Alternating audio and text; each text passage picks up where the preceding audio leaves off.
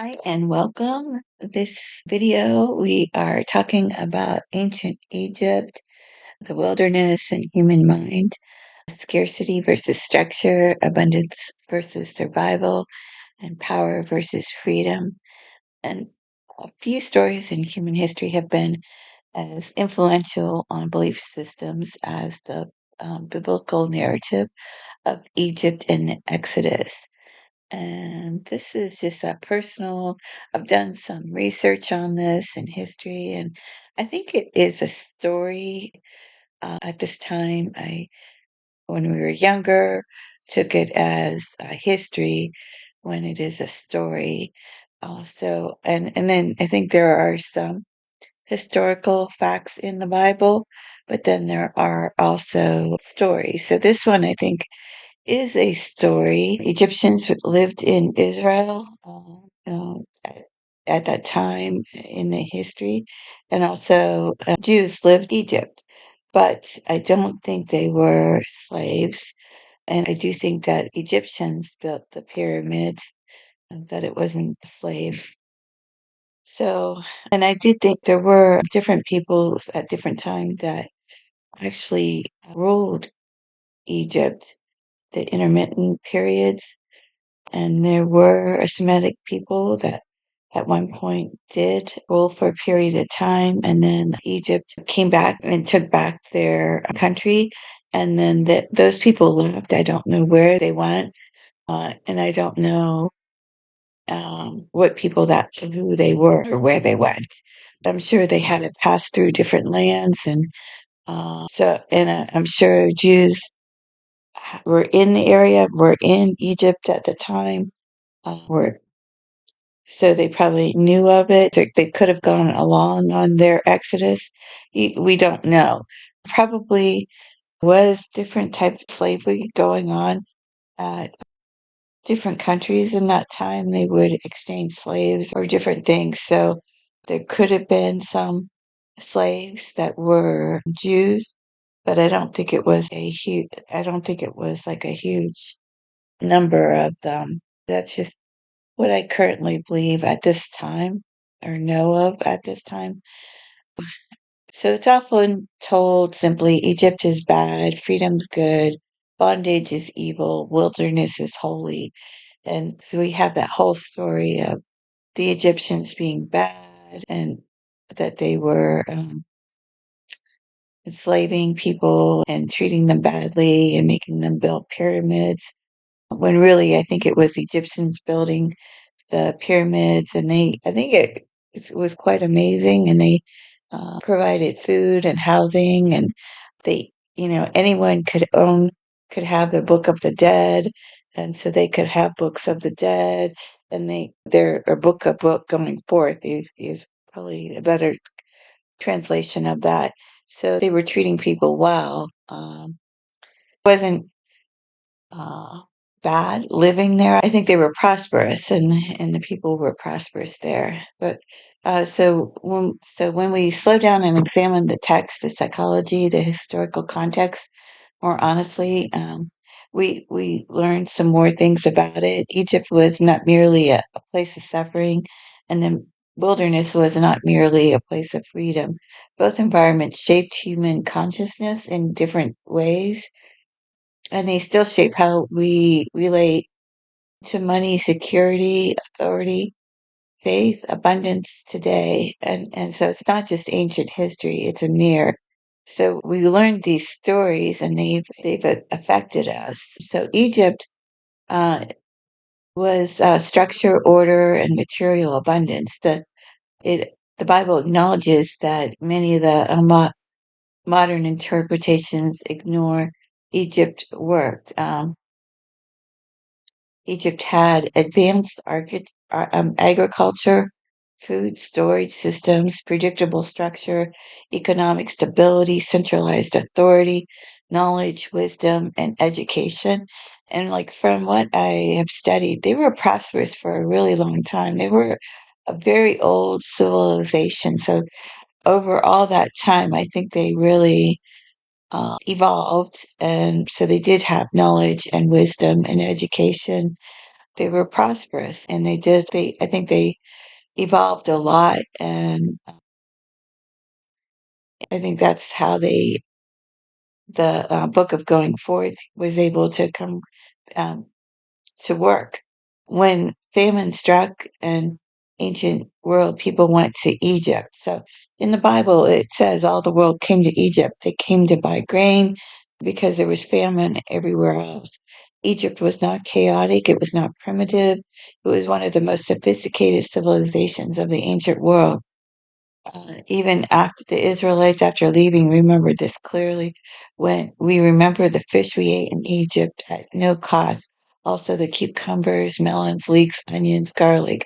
They had good food security, variety, and abundance.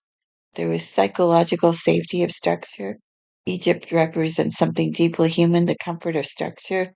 Structure offers predictability, stability, clear roles, external authority, guaranteed provision, even if it's limited. In Egypt, you did not have to wonder where food would come from, who was in charge, what the rules were, but the structure was a shadow. And when structure becomes rigid, it can remove agency, suppress individuality, centralize power, create dependency, and reward obedience over creativity. And so this is how abundance can coexist with oppression. The cost of Egypt's survival at the expense of sovereignty. The problem was never Egypt's abundance. The problem was who controlled it. The Israelites had food, but not freedom. They had structure, but not sovereignty. And when people cannot choose how they work, what they create, or who they become, they may survive, but they do not thrive. And this creates a subtle psychological trade off. I will accept limitation if you guarantee safety. This same trade off appears today in fear based employment, religious guilt tied to obedience, scarcity, money, beliefs, and institutions that promise security while limiting growth. Egypt becomes a mental pattern, not a place. The wilderness, freedom without structure. Leaving Egypt did not lead immediately to abundance, it led to the wilderness. And wilderness represents the opposite extreme. No predictable food, no clear systems, no established economy, no familiar identity, no external authority to rely on. Freedom, yes, but freedom without structure. And this is why the people panicked. Why did you bring us out of Egypt to die in the wilderness? And freedom is terrifying when the nervous system is conditioned for survival under authority. Scarcity is not always about lack. Here is one of the most misunderstood truths in spiritual and psychological development. Scarcity is not caused by lack, it's caused by uncertainty. In Egypt, resources existed, supply chains existed, systems existed. In the wilderness, resources were invisible, provisions required trust, systems had not yet formed. And the people weren't starving immediately, but their identity was starving. They no longer who they were without Pharaoh, rations, roles, external permission. And this is why many people, even today, unconsciously prefer familiar limitation over unfamiliar possibility.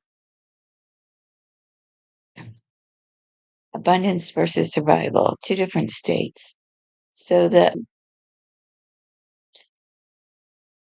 neither one's ideal. The abundance within survival consciousness or wilderness represents freedom within scarcity consciousness. So survival consciousness, I must obey to be saved. Resources are controlled by others. Stability matters more than fulfillment. Don't risk what you have. Abundant consciousness. I am a source, not just a consumer. Provision flows through creativity and alignment. I can build systems, not just serve them. Trust replaces fear.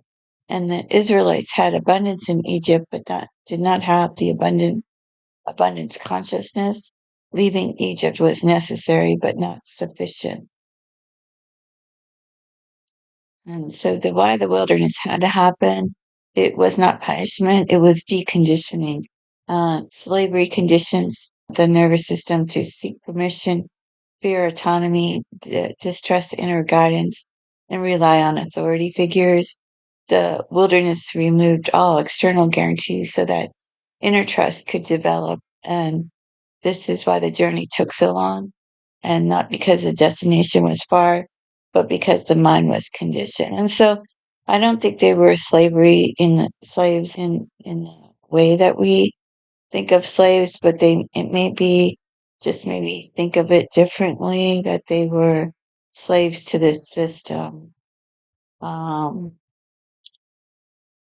Religion, power, and reframing Egypt. So these later religious institutions kind of simplified the story. Egypt is evil, poverty is a virtue, suffering is holy, prosperity is dangerous, abundance is corrupt, wealth is sinful, desire is dangerous, and they're easier to control. Its original text does not condemn abundance, it condemns abuse of power and loss of justice. So now, God never rejected Egypt. One of the most overlooked verses in the Bible states, "Blessed be Egypt, my people."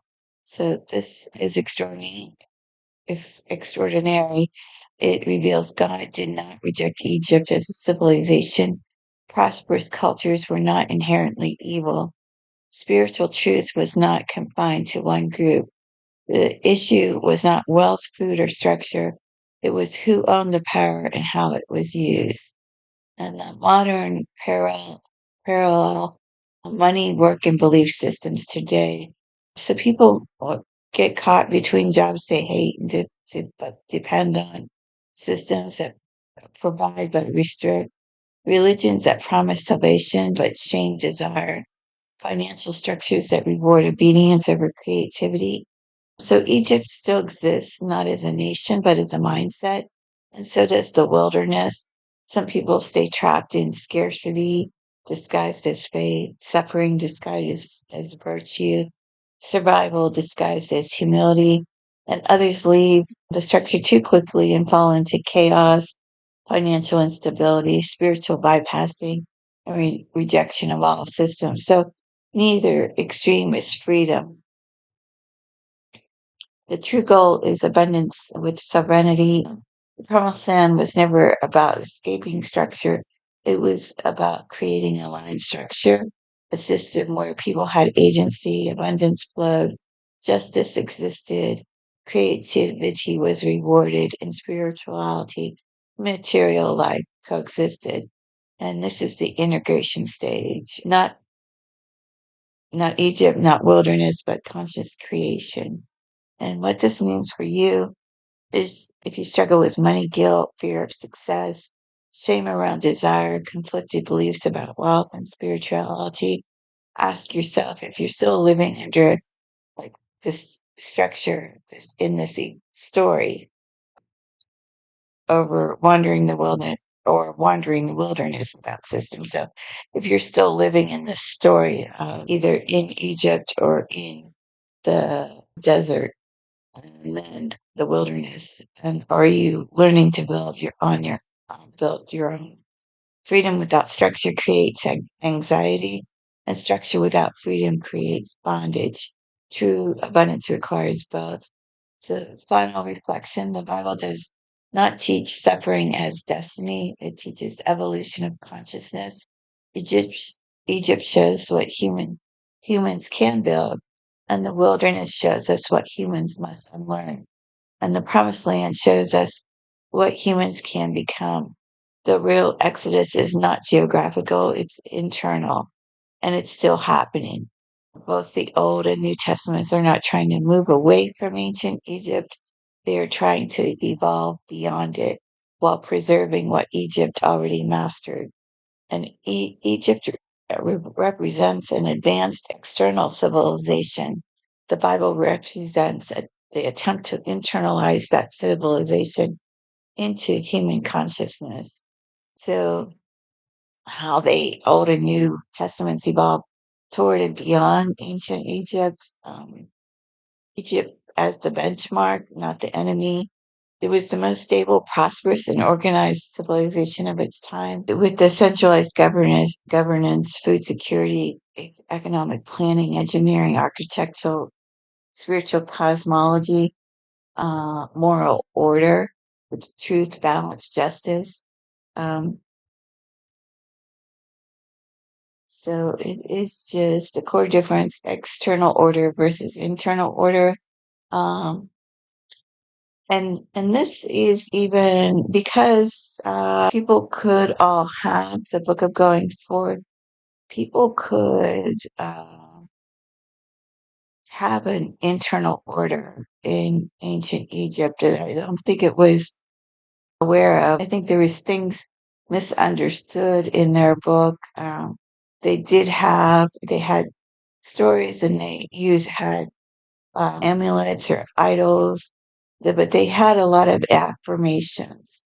And that was how I think they got the beliefs created um, through these. And if they learned them, they had to learn them while they were alive. So but they had a lot. I mean, they had huge temples and they had all these burial practices and magic and all these different things. But I think what was kind of right there to be seen was this book that everybody could have. It wasn't just for the wealthy or the pharaoh. And it was just everyone putting their story of their success and how their affirmations into this book. So, everybody followed the same basic plan, that book that worked, but you could put your names in it and maybe specific things to you. But overall, I think it was very similar because it worked. So, um, in the Bible, evolution, order internalized into conscious. And I think this is what the New Testament did more of. Divinity internalized, the law written on the heart, and authority decentralized, abundance tied to ethics, not rulers. And so it was evolution, not rejection. And so the Old Testament from Pharaoh to conscious. The Egypt Pharaoh was divine law. In the Torah, law stands above the king, and even Israel's kings are judged by the law. And I think Egypt, they had gods, and Maya was what would be like the law. So she was just this, like a god that was embodied the same thing that the law stood for. So, and it was something that the king was about the king too. So I think there's just things we just don't fully know unless you study it more. Let's see. The Torah takes Egypt's order and removes the god king. And a lot of ancient rulers did give kings, like, make them like gods. So it was a common thing in a lot of the different countries at the time, civilizations at the time, that they had these god kings. And at this, we don't know who was connected to spirit, who wasn't. So Maya, who was good, who wasn't, who it was like the Torah ethics. So she was like the justice, balance, truth, cosmic order. So the Torah mirrors this: the wealth without deification. Um, so there are things we just don't understand yet, or just haven't. I haven't done all the research to dig deeper into some of these things. And let's see what slavery did, what the wilderness breaks survival conditioning, forces internal trust, and teaches self-regulation. So Israel had to develop abundance consciousness, the prophets, ethics over empire, um, the New Testament completing the internalization. This is what, so Jesus doesn't promise the new pyramids, new empires, and new political systems. The kingdom of God is within you. So the temple is within you. You are the one who can connect to to God, and it's one God, one that we can all connect to, but it's done within you, and but you have to create the beliefs within you. That takes the work, and and then also there's the habits, the beliefs, the habits, the actions, and the beliefs. So there's a lot that goes into it, living a right life. Um, so the Old Testament was written on stone, the New Testament is written on the heart. So you can have it written on the stone, but you actually have to put it on your heart, in your hearts, your beliefs, and take the right actions. So abundance is reframed, not rejected. Jesus does not condemn wealth, but attachment. It condemns attachment, fear-based accumulation, and power over people. Seek first the kingdom, and all these things will be added to you. Provision becomes flow, not control. Egypt's final evolution in the Bible. One of the most radical verses, blessed be my Egypt, my people. So always part of the plan. Civilization was not evil. Spirituality, prosperity were meant to merge. So this is just a summary of the um, stages and the focus: Egypt, Torah, prophets, Jesus, and the outcome. So the Bible evolves the Egyptian civilization inward. So Egypt taught humanity how to build civilization, and the Bible taught humanity how not to become enslaved by it. And that is it for this one. I thank you, and I'll see you in the next one. And please share, like, and subscribe. Thank you.